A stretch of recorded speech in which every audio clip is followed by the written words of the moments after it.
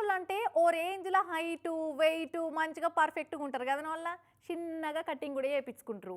కాకి యూనిఫామ్లో లేకున్నా వాళ్ళ మాట తీరు వాళ్ళ మెయింటెనెన్స్ని చూసి వట్టిగానే పోలీసు వాళ్ళని గుర్తుపట్టేస్తుంది.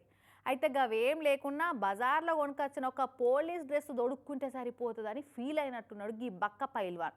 చూడుర్రి తేలుగుట్టిన దొంగ లెక్క ఎట్లా దొరికిపోయిండో గీ ఫేక్ పోలీసు.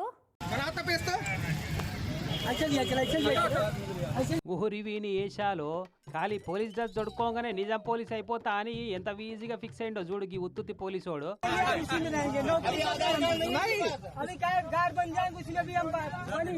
పోలీస్ అంటే సింహం లెక్క ఉంటారు గాని గిట్ల బక్క చిక్కిన నక్క లెక్క ఉంటే ఎట్లా నమ్ముతారు అనుకుండో ఏందో.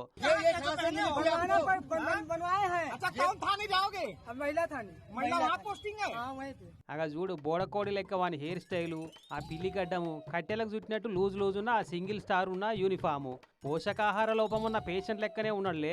మస్కబడ్డ కళ్ళతో చూసే ముసలోల ముంగట నిలబడ్డా వీడు అసలు పోలీస్ కాదని వట్టిగానే గుర్తుపడతారు. యూపీ రాష్ట్ర మిర్జాపూర్ కలెక్టర్ ఆఫీస్ కాడ బయట అటు ఇటు తిరుగుతున్నాడట ఈ యూనిఫామ్ దొడుక్కున్న నకిలీ పోలీసు.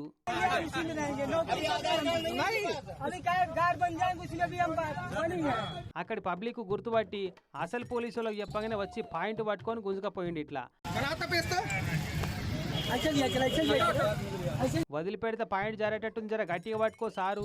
ఇక వీని తీసుకపోతుంటే ఏం పేరు నీది, ఎక్కడ ఉంటావు, డ్రెస్ ఎక్కడ కొన్నావు అని చుట్టూ చేరిన వాళ్ళు అడుగుతుంటే ఏమంటాడో ఈ నూరి.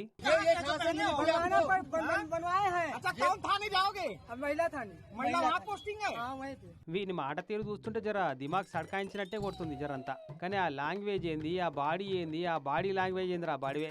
అబద్ధం చెప్పినా అతికేటన్నా చెప్పాలి, ఏషం కట్టినా గుర్తుపట్ట రాకుండా కట్టాలి.